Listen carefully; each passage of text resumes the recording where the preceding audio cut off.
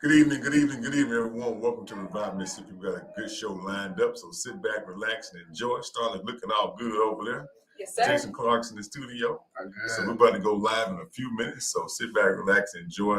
Calling number 601-948-5950. So all our first-time viewers, go ahead and hit the like button.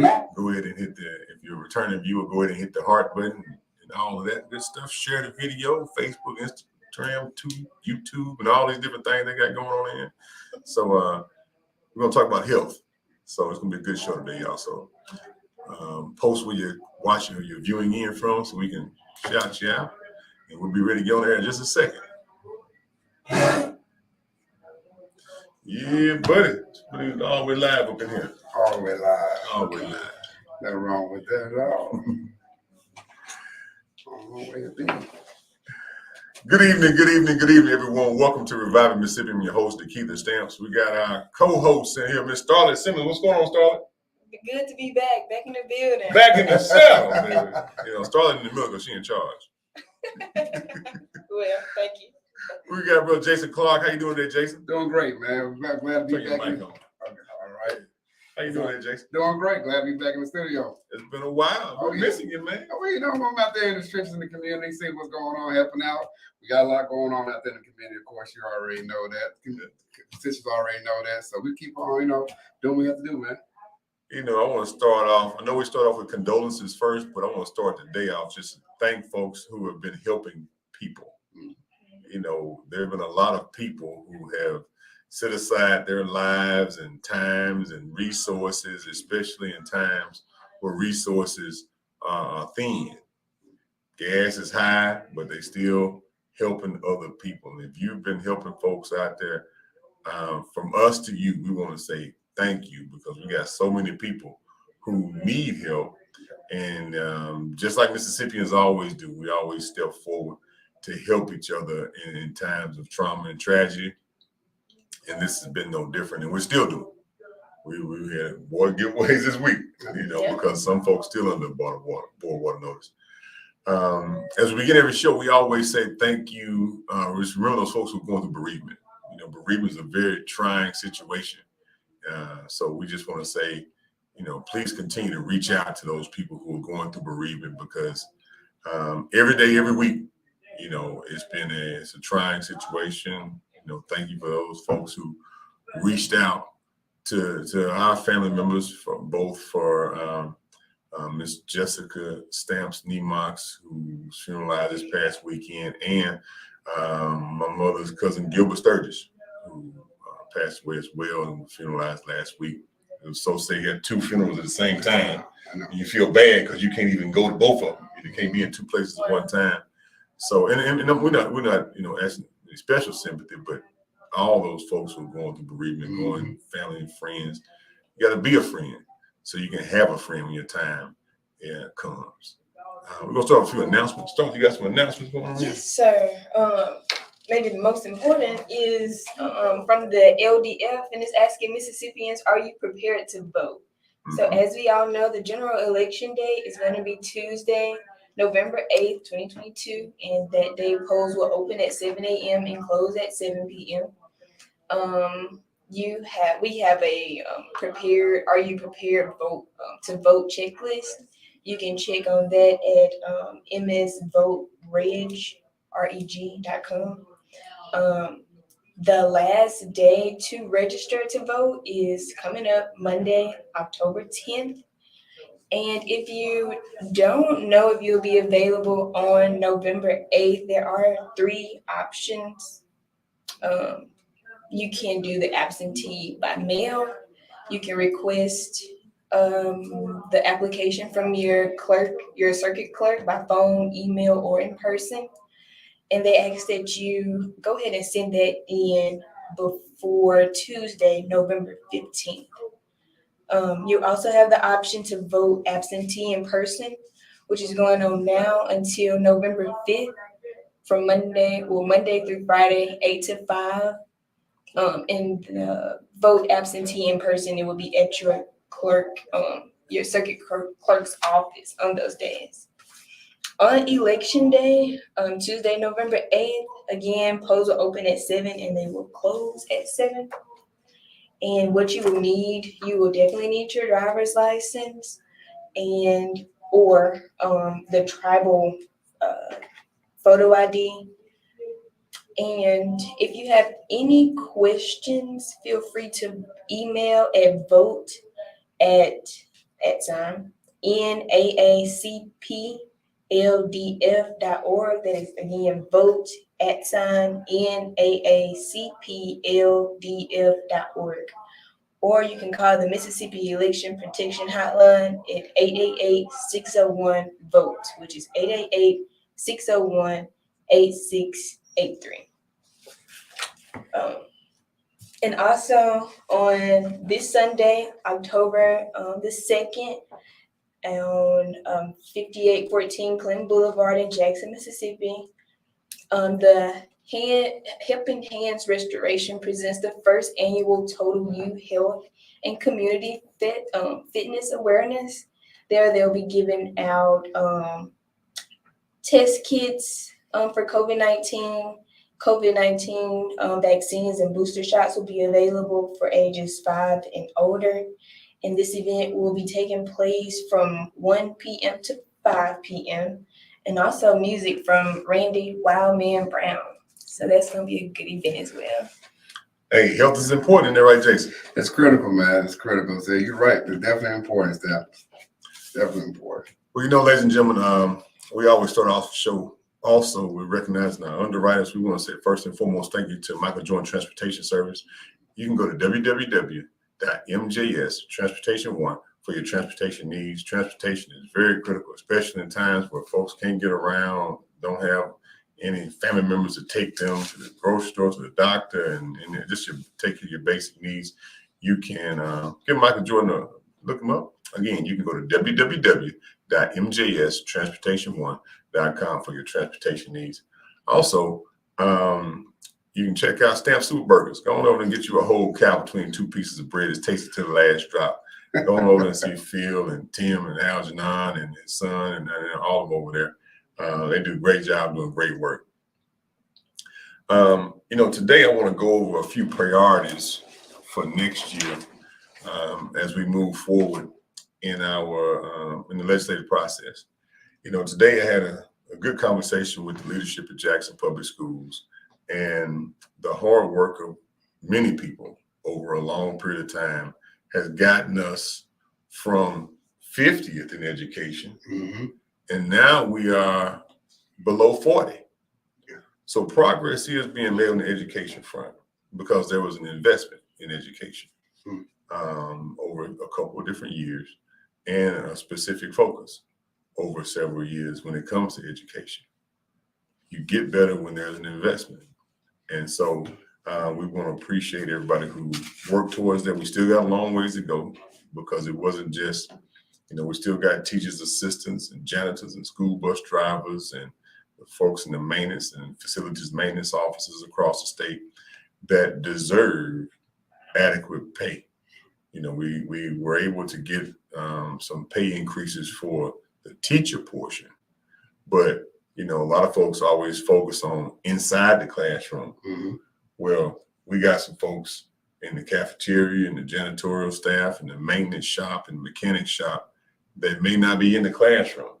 The cars. But the first person your child sees every day is that bus driver. That bus driver sets the tone for their day. And we have such a critical shortage of bus drivers. It's critically important. Hello, caller. Welcome to the show. Good evening, Representative. How are you? I'm doing well, ma'am. How are you? I'm doing well. This is Janice, Miss Wow. Hey, Miss Wow. Hey there. Hey. Listen, I've got a question for you, being that you are a member of the Mississippi State Legislature. Okay. Public Service Commissioner. Okay. I haven't heard anyone mention his name, which is Brett Bailey, and what part he plays in this water crisis that has been launched upon Jackson, more accurately, his inaction in this water crisis that we are being this hand that we're being dealt. And I do know that he's over our utilities. Mhm. And I just want to know from you, Representative, could you tell me the part that the Public Service Commissioner played in our utilities? Well, I'll do you one better. I'll read directly from the website. So folks can. I knew to call you. I'm gonna hang up and listen, okay? Okay. All right. So ladies and Okay, gentlemen, Mississippi is a very special place. Mississippi, when it comes to utilities, Mississippi is broken down into 3 districts. You have a northern, a central, and a southern district commissioner. We're going to take a break from what we were originally talking about, because this is important. Several people have asked. I heard this morning on the radio, it got brought up in conversation. But the Mississippi Public Service Commission regulates the telecommunications, electric, gas, water, and sewer utilities. The agency is charged with assuring that rates and charges for services are just and reasonable, that the service rendered is reasonably adequate, and that any facilities constructed or acquired are required for the convenience and necessity of the public. Additionally, the agency exercises safety jurisdiction over gas pipelines and has area jurisdiction over all public utilities. In carrying out its responsibility, the commission answers complaints, makes investigations, and conducts formal and informal hearings in the matter. And so we have 3 commissioners in Mississippi. You have a northern, a central, and a southern district commissioner. And those commissioners, the 3 of them, regulate the utilities. And she's not the only one that has expressed concern. Let me catch this caller. Hello, caller. Welcome to the show. Hey, Mr. Stamps, how are you? I'm well. How are you? I'm well. Well, I hope we see a friend after our conversation that we had earlier. Okay. Can you I'm calling in regard to if you can let us know, and I've asked this question several times before, what can we do as citizens, as stated in this state, in Jackson, to make our governor or state representatives or public servants do what they're supposed to do as far as our water crisis. And most importantly, I always ask you, is it any way possible that the city of Jackson, the citizen of Jackson, can sue the state of Mississippi for the neglect that it has done over the several years, many years, and not helping us with the water crisis? I always, when you and I always get into this conversation about it, I just want to know if it can be done. Okay. And what can be done. Okay. Let me I'm gonna answer the first question, and I'm gonna answer your question in the same conversation. Is that okay, baby? That sounds good. All right, so hang up, just listen to me, okay? If you have another question, you can call back later on. All right. So when it comes to these utilities, it's very important that we talk about it, because this is a very important conversation here. So back to the Public Service Commission. The utilities that are inside the city limits, the commissioner does not have a direct jurisdiction over that portion, but the Jackson utility is different, where it spans way outside the city limits of Jackson, and they do have oversight. But when we saw that there was a limitation in the commissioner's ability, we wrote another law that extended the Central District Public Service Commission's role deeper into the city of Jackson, and gave the public utility staff, which is controlled by the commission, an additional ability to work closely with the city of Jackson and required reporting of that work, of the operations of the city of Jackson's water department. And we've voted to fund the office because the office had been, the budget had been cut over several years.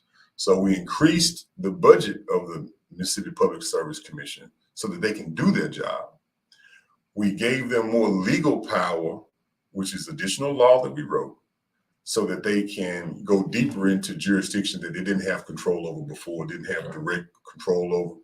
So they had a direct legal some legal footing to stand on. And then, Jason, we also gave some raises. Yeah, I just saw that big raise. So what was the raise over there? The raise I just looked up. I saw that. What was the Public Service Commission's previous raise, and what was the amount that they received? Well, it was previously was 78,000, and then now it's 95,000. Basically, 100,000. 95. So from 70 to 95, what's that math, Jason? Oh, well. 30,000. I'm just saying 78,000 to $95,000. Right. That's a good quality of living in Mississippi. Right. You know, you can do the numbers all that. So for me, and I supported this, even though I ran against Brent Bailey before. Oh, okay. I supported him getting a raise.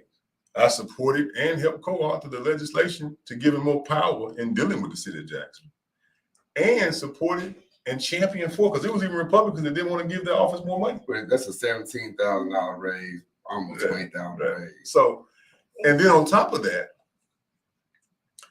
we did a partnership. We brought them here to the studio when they first put it out there, where the federal government, through the state of Mississippi, with Mississippi Home Court, we stood up a utility assistance program.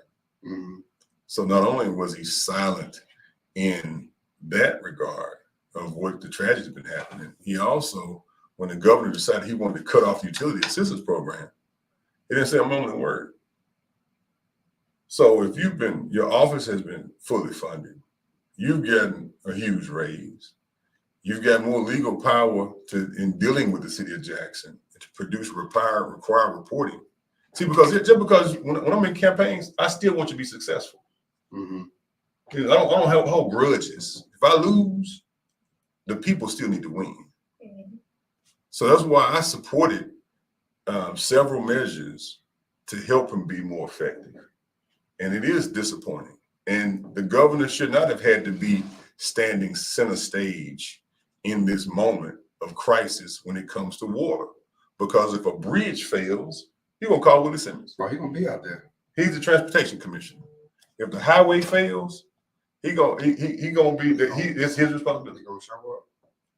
There are some folks who are disappointed in the Public Service Commissioner's response to this, especially the governor, because the governor's frustrated because he wasn't supposed to have to be standing center stage in this crisis. But on their side of the fence, they cover down for folks when they're inept. And so that's to answer Ms. Wild's question. That was the role of the Public Service Commissioner. That is, in a nutshell, because it wasn't really our topic for today, but since you called and asked, I'm obliged to tell you the truth. And so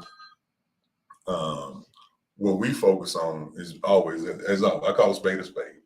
And it's, I don't know if I'm going to take that road again next time, because it's a long way, so it's a tall mountain to climb.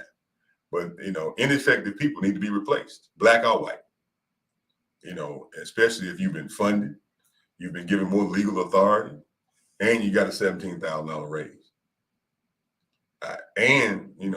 So that's just my take on it. Any comments you got? I just look at the health crisis that it caused. At the end of the day, I got a lot of senior citizens that live, in my neighborhood, in my ward, in my jurisdiction I live in. And at the end of the day, it's like, people don't understand, like, you don't have basic necessities such as water, quality water you're paying for. We are paying for it. Right.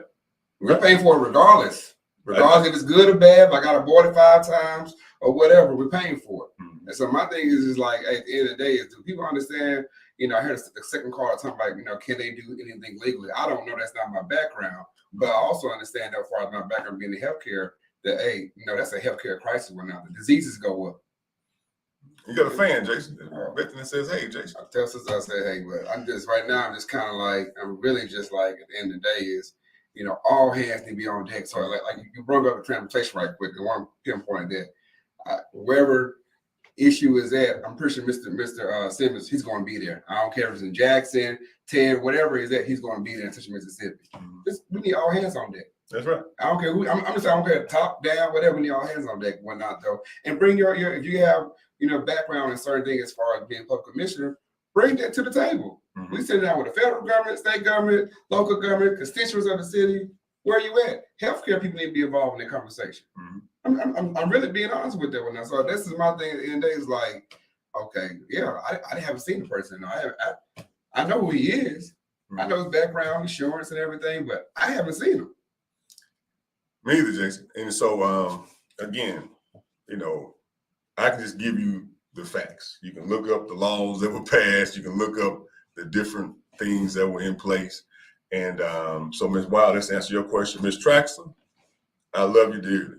I love her tenacity. She lived right there in the district too, right down, and I love her tenacity on the issues.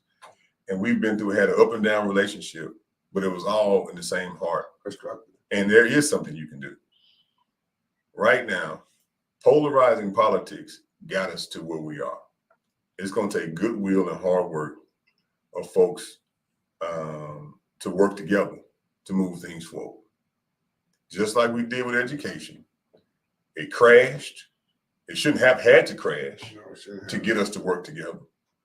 And we worked together and we started to make progress in education. We moved from 50 to about 38 because we waited till it crashed. Now utility systems are crashing and now we have to work together to move it forward. Let me catch this call. Hello, caller. Welcome to the show.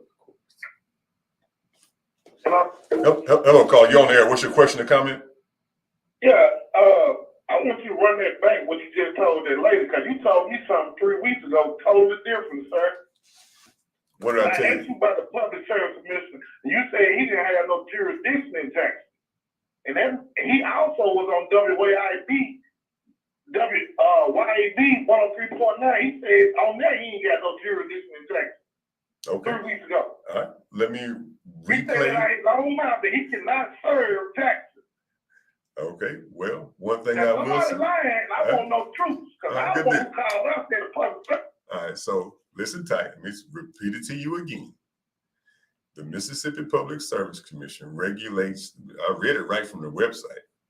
Yeah, let me pull it back up here. So, y'all folks watching online, y'all can look and read it for yourself. Because I don't like to say what I say. Let me just read it. The Public Service Commission regulates telecommunications, electric, gas, water, sewer utilities. The agency is charged with assuring that rates and charges for services are just and reasonable, that the service rendered is reasonably adequate, and that any facilities constructed or acquired are required for the convenience and necessity of the public.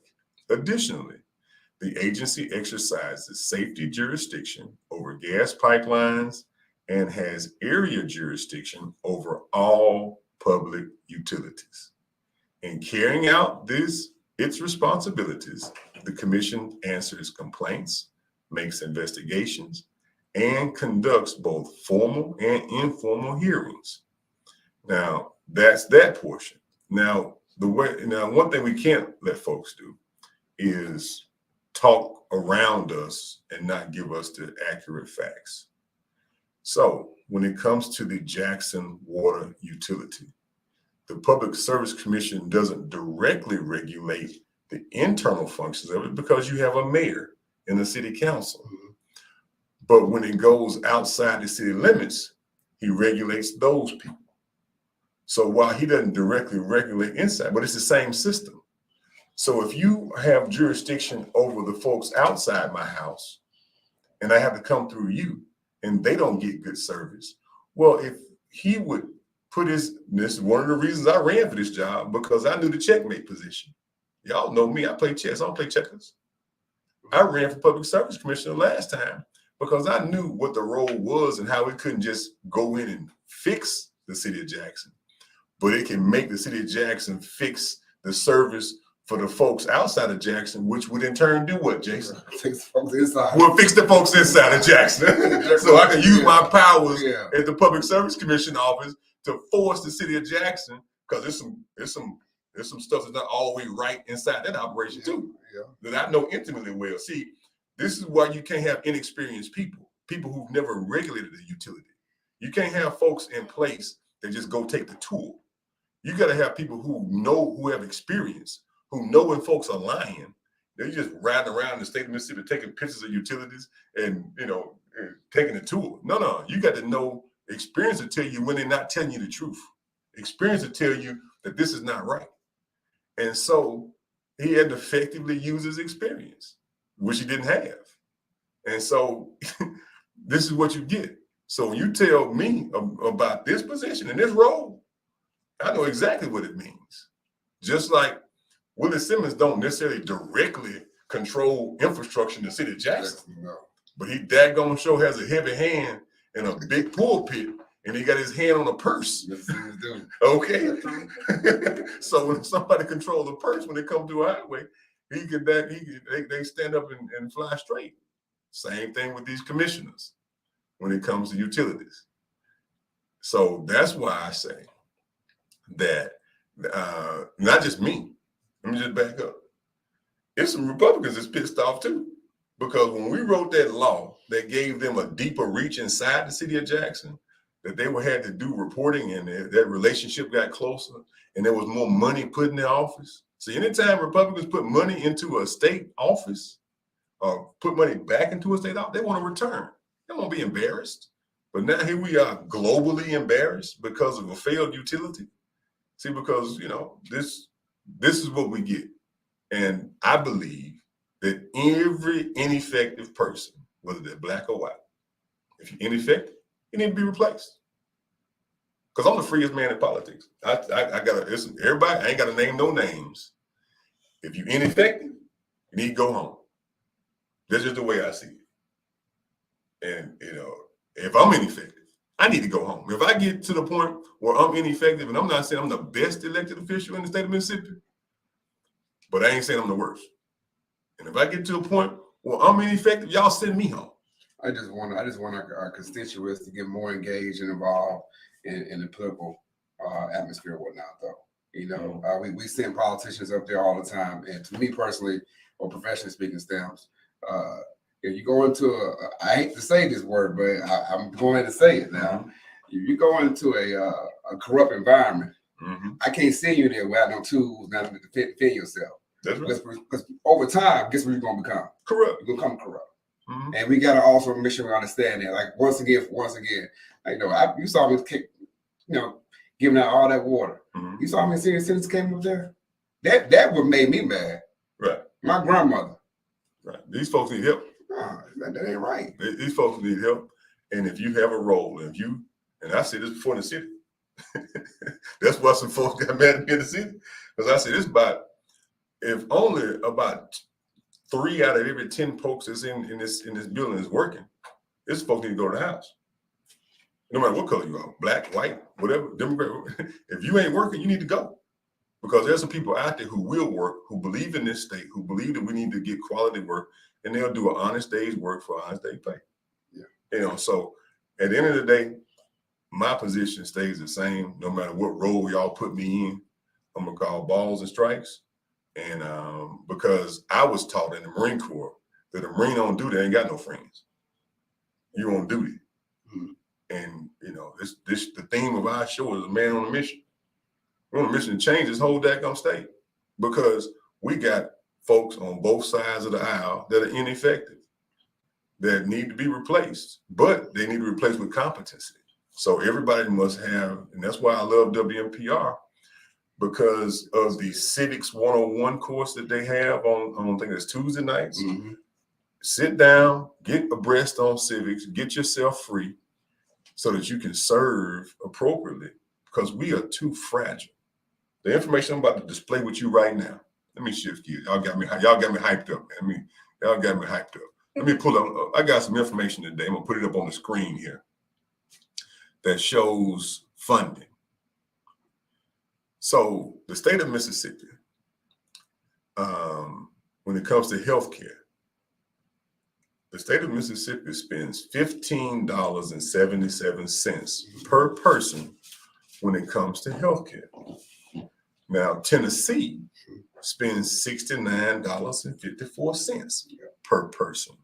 Alabama spends $51.03 per person. Arkansas spends $43.08 per person. Louisiana spends $40.99 per person. Georgia spends $30.53. Kentucky spends $29.35 per person when it comes to healthcare. Now, let me put up on the screen here what that results in. So we have a chart here of healthcare nationwide. And nationwide, Mississippi is in the 50th place when it comes to health. Now, if you look at the money that I just articulated to you about the money spent per person, well, Mississippi spends a fraction of what these other states spend when it comes to healthcare per person. That's why we're on the verge. When I say on the verge, we're on the verge of 8 hospitals closing throughout the state of Mississippi. On the verge of it, Jason. Starlette, we're on the verge of it. And let me show you what this chart says for those out in radio land, that it goes over all 50 states. And it says the best healthcare in America is in Washington, D.C. All right. That's the best healthcare. And it goes by race. What is the conditions of white folks and black folks and Hispanics and African and Native Americans and so forth on this chart? Those who are watching on Facebook can see the chart. And it shows that a white person in Mississippi gets worse healthcare than a Hispanic in Michigan. Let me say that again. Now, if you're black in Mississippi, you get worse health care than almost anybody in the country. So there's 2 things we can do when you're faced with a situation like this. Our internal activity must be better. That means what we eat, how we exercise, and how we take care of ourselves. But then also, the other responsibility is those folks who are elected in powers to change the money flow when it comes to healthcare. That's why we can no longer, and it doesn't make sense for even Republicans, white folks, no matter how Republican you are, they're killing people. People are dying because of lack of funding when it comes to healthcare. Mr. Downs, I mean, whether it matters or not, but we have like one of the statistics I read was talking about 1 in 10 people in the United States do not have health care insurance at all. Correct. Okay, then several years ago, we had President Obama passed a bill got passed. Some money was sent to the state of Mississippi. Attempted to send. Oh, attempted to send. Right. It's over $1 billion, as a matter of fact. Per year. Okay. It was denied. Continually denied. Now, my issue was back then I was kind of pissed off about that because I was like, how many families are going to die? That's not having access and quality to health care. So now I'm glad you brought up death, Jason. We don't look at it the same way. Let me give you some death numbers.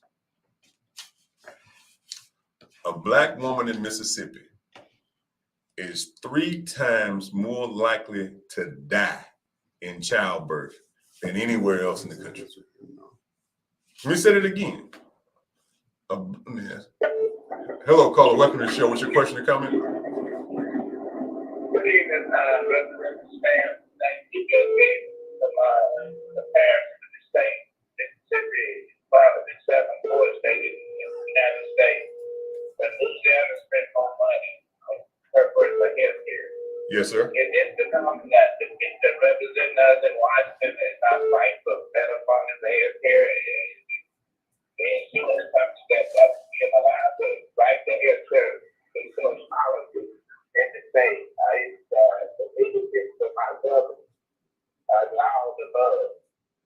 it is about 80% at the state level and about 20% more at the federal level of inactivity. But the Medicaid expansion portion is the kicker. The federal government has been trying to get Mississippi to expand Medicaid for several years, to the tune of willing to spend $1 billion per year for 10 years to get our healthcare system off the mat, out the mud. And that's also because of lack.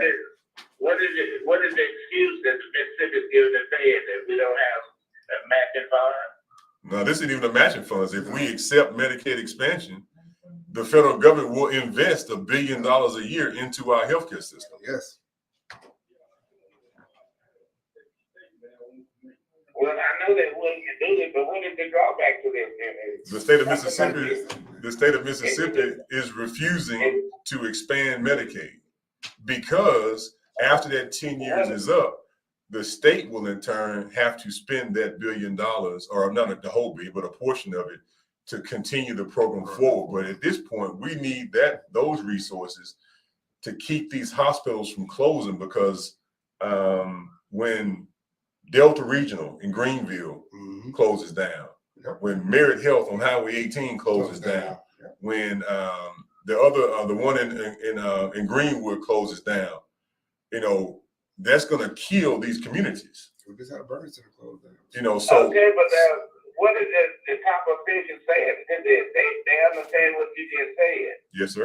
We're losing healthcare centers, clinics around the state. Correct. So with this being, the white people getting the poorest healthcare, the people in Michigan, and you said the blacks are getting the worst of all over the country. Yes, sir. So do you mean the politicians are standing and blocking this? And what reason are they giving the people? Well, they're not giving an adequate reason. They just refuse to expand Medicaid because they're not. It's kind of the only response I've heard that it doesn't even make sense, but I'll relay it to you. Well, we don't want to waste federal dollars. Well, to me, that's dumb. Because you're not turning back ARPA money for infrastructure. So why are you turning healthcare money away? We need to fight for Representative Stamp. We need that money. That's why I'm bringing it to light. That's why I'm bringing it to light and giving the actual dollars and cents of it, because we're in budget hearings right now. And so we're knee deep going through the process. A lot of folks think that when the session starts, that's when the work happens.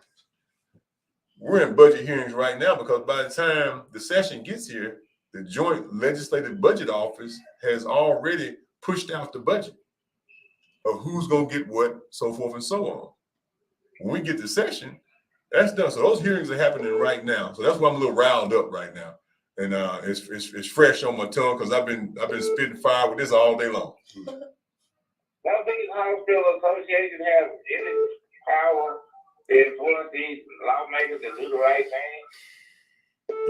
They're on board with expanding Medicaid. Every hospital in the state of Mississippi, every doctor's organization, every nurse organization. But right now, the way this thing works in the Mississippi legislature, there are about 12 people who run the whole state. The governor, lieutenant governor, the speaker, the committee chairmen, and a few other folks that are in power positions. And on the Republican side, they go lockstep. Whatever they say do, they do it, whether it hurts them or not. And that's the sad part of the reality that we're dealing with. So we got to keep pushing and keep pressing forward. And that's why we're compiling data and putting it in their face of exactly what this looks like. That Mexicans in Michigan get better health care than white folks in Mississippi. That's what I've been. That's how I'm trying to articulate this. Well, you're doing a good job, Representative Stamp, and I hope the people take time to listen, and when it's time to vote, they go out and make the right decision. So Mississippi can do better for each and every one of the citizens of this state. Yes, sir. Hey, I appreciate me catching that call, man. Thank you. Yes, sir. Thank you, sir. Hello, caller. Welcome to the show. What's your question or comment? Well, my comment is this right here. So you expand Medicaid, who's going to pay for it? Let me guess. Hardworking taxpayers who got health care insurance are going to pay for people who didn't succeed in life or choose not to work or be bummed on the streets. Help me understand that. Because why do we teach our youth the American dream, get education, go to college, get a good career? But yeah, we got to take care of all the hackers and slackers and losers, because of their lives suck or they chose to do something different. I mean, you can help me to understand that. We can't take care of the little. You understand? All right. Thanks. So where is that money going to come from? We're going to pull it away from the higher earners' pocket again, aren't we? Well, let me just, if you hang up, I'll answer your question. Thank you for the call. So when it comes to this Medicaid expansion and the $1 billion a year that Medicaid expansion will bring to the state of Mississippi, nobody says anything when they're going out building hospitals in Europe and the billions of dollars they send in Ukraine. These folks ain't live here. They just spent $40 more billion to a war that we will not win. Let me just let y'all know. So because you're not just talking to a regular Mississippi folk. In this room, you got folks who've been around the world. All right. Let me tell y'all something. America will not win the war in Ukraine. Because let me just tell y'all that. So these billions of dollars that you send into Ukraine, then you're not complaining about that. So why should anyone complain about $1 billion going to save hospitals? Because when you have a whole section of Mississippi that will be decimated, who have already been decimated, I shouldn't have to tell you or remind you that just a year and a half ago, we had to turn parking garages into hospitals to take care of Mississippians. And these are Mississippians, U.S. citizens that are living in third world conditions and have third world health care. But the same country called America is spending trillions of dollars overseas, building hospitals and so forth. So for me, the answer is simple. Before you build another hospital in Asia, before you build another hospital in South America, Australia, if the federal government wants to build a hospital or send money to stabilize a hospital in Mississippi, I'm for it. Because what has happened in these other states, when you have a population of people who live longer, that means they pay taxes longer. But if they die at 50, but could have lived to 90, that means they would be paying taxes longer. So that pool of people will in turn pay taxes longer, be more productive, pay more into the system, and the system will stabilize. But right now, we are not at a point to continue a genocidal approach to the appropriation of healthcare dollars in Mississippi. All right. Jason, you got a comment, and we're going to start. What comes is this, the redistriction of wealth in Mississippi. 25 years ago, 30 years ago, got a great company that's in the state of Mississippi. They did not pay one dime of corporate taxes. Right. Okay, then. Right. And I don't know how many other deals has been done that way. Okay, then. And who got this in service? Right. Was it the corporation or was it the constituent of the state of Mississippi? Right. Who now we just lost a burn center. Yeah. So if somebody catch a fire, they gotta go to Mobile. Where they gotta go with? Right. It's a shame that we sit here in Mississippi. So, calling, he keep calling. You stop calling because I ain't answer your call no more. So that's my issue on that. Let me tell you something. Right now, if your house catch on fire, you get burned in your house, you got to go to Mobile. Your family got to go to Mobile to see about you. That shouldn't be. So either, and to be honest with you, we can change the conversation. You cannot accept the federal dollars, but to say that every Mississippian that gets in a car accident or a house fire has to go to Mobile to get health care, that's ridiculous. So, I'm not of the tone of some people who were in this conversation say, let them die. That's not me. I'm not like that. I don't have that in me because I was raised in Mississippi. And I refuse to let that be my answer. Starlette, you got a comment?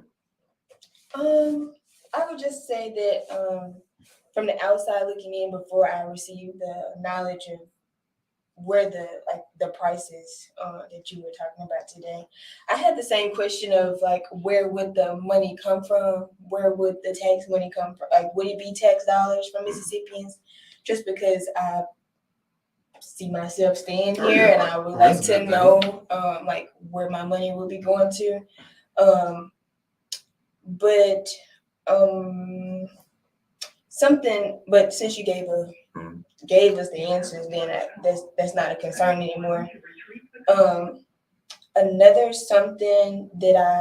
Another little takeaway from today was I like how in class I've been learning about the constitutional law, and when when the lady called in, like in the beginning of the show, she asked, could Mississippians sue a representative of Mississippi? And I've learned, now the laws change all the time, Supreme Court cases, but that I've learned it's unconstitutional to sue somebody that you chose to represent you, even if you didn't vote for them or chose not to vote for them. They represent you, so it'll be like what I learned from the case. Don't remember the exact Supreme Court case, but if you sue, you can't sue yourself in a sense. And so when you try to sue a representative of your state or like a agency of your state, I learned that that's unconstitutional. So maybe just a little more research. Yeah, we're gonna keep working on it. Jason, you got some parting comments before we get out there?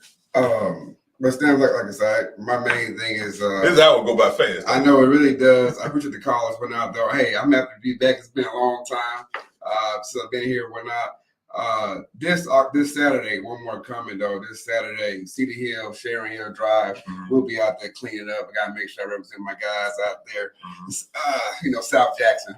Proud, you know how it goes out there. But looking forward to actually, like I said, get back more engaged. Once again, constituents, citizens, my black, white, red, yellow, all that good stuff. Hey, we gotta get more involved and engaged and process what's going on. Let me catch this call. Go ahead. Hello, caller. Welcome to the show. What's your question or comment? Turn your radio down, caller. Hey. How are you guys doing? How you doing, dear? This is Bethany Hill. How are y'all? I'm doing well. So I'm sure you may have touched on these numbers already, but it kind of went with the topic, and I was kind of alarmed by these numbers yesterday when I tuned into the Senate study on women, children, and families. And Mississippi is now #1 in highest fetal mortality rate, highest infant mortality rate, and highest preterm birth rate.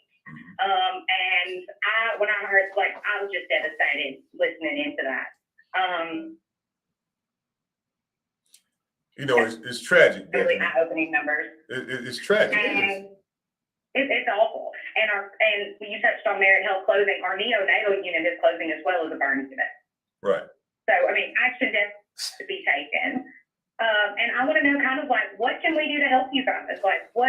As constituents all around the state, I live in North Mississippi. How can I help the citizens of Jackson? And how can I help other constituents throughout the state?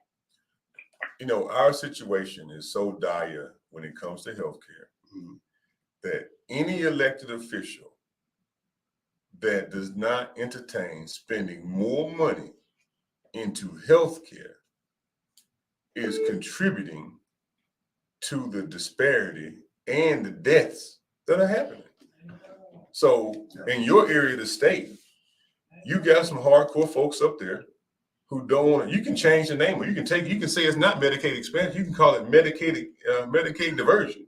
You can call it healthcare something, but healthcare is critical, and we're losing too many lives. When you sit there and you got doctors who are not partisan. I sat into a hearing today where we had a young man who's Caucasian. He says that Black women are 3 times as likely to die giving birth in Mississippi than anywhere in the country. And then white women suffer a similar disparity. That he said, hey, this is a situation where white folks should be pissed off because this is, I didn't just make this stuff off the top of my head, Bethany. He said a white person in Mississippi gets worse health care than a Hispanic in Michigan. What do we do to change it? And so up in North Mississippi, you got some folks who are staunchly against putting more money into healthcare. We need you to contact those folks to change their position on healthcare because we got to keep people alive, whether it be quality drinking water or hospitals closing is not just healthcare for folks.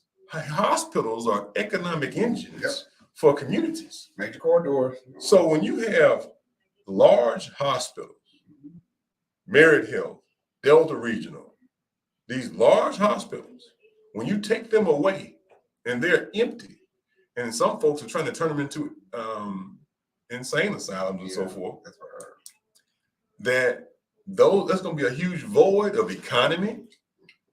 A doctor in a community raises the income of that community by $1 million a year, just by one doctor. When you have a hospital, that's $50 or $60. So there's an economic reality and an economic impact of losing that business. So not only do the citizens lose the healthcare, you lose the business. Let me catch this next call. We're about to get off the air, Bethany. Let me catch the next call. Okay, thank you, and good talking. Thank you. Thank you. Hello, caller. Welcome to the show. Hey, Brother Spence, how you doing? It's Brother Willie. Hey, Brother William. Yeah, I just wanted to say this right quick. I was listening to you talking about the situation with Mobile, about the burn and all of that. Mm-hmm. If you get burned any kind of way, you got to go all the way to Mobile, Alabama. And they left the city of Jackson over here. I think it was CMMC over here. Correct. Burn Center. Correct. And so, it's a shame. Everything in Jackson we need, and we the capital city. Everything we had to go 150 miles out of Jackson in order to get the help we need. I just got through getting interviewed off of MSNBC a while ago. They came by my house and interviewed me in my front yard when I was out there. And so I don't know when it's gonna be aired, but it's just the idea, how people are interested in how the world is watching this city and state. And so I hope I can be able to catch it when they do air everything on MSNBC. But I just want to put that out there and let the people know, because it's time for us to get up off and go vote now. We've been kicking the can down the road too long. I appreciate it, brother. All right. So my parting words are this: what we invest in gets better. We invested in education, and we went from 50 to below 40. Now where we want to be is progress. The money for Medicaid expansion comes from the federal government. Been sitting there for years. That's the lady just asked the question online. Where's the money come from? It comes from the federal government. Yeah. And then but when it comes to all healthcare, the citizens pay taxes. I'm pretty sure that right now Mississippi spends $15.77 on healthcare for Mississippians. No matter how poor you are, I bet you get a state of Mississippi more than $15 a year. You buy gas, you buy groceries, we got one of the highest grocery taxes ever. So you can give the poorest person in Mississippi spent $15 a year in grocery tax. They go to the coffin. So for those folks who said who gonna pay for it, they already paying for it. The state just not paying on top of it back to them. I guarantee you that the average Mississippian is spending more than $15, no matter how poor you are, no matter how much meager amount of money you got coming to your pocket every month. I guarantee you're spending more than $15 a year in taxes. So the folks that say, should the wealthy pay the taxes? Well, the poor people are already paying the taxes. They're paying more than $15 when it comes to healthcare. And there are 8 hospitals in the state of Mississippi, and not just in Black communities, in white communities too. They're on the verge of closing down because of lack of focus when it comes to healthcare. One example though, Atlanta. Yeah, same thing. They shutting down already. Right. So again, it's not. We got to take care of Mississippi. I ain't worried about Ukraine. I ain't worried about Russia. I don't worry about Mississippi. All right. So I love y'all. Oh, yeah. As we end every show, we always first want to thank our underwriters, Mr. Michael Jordan Transportation Service.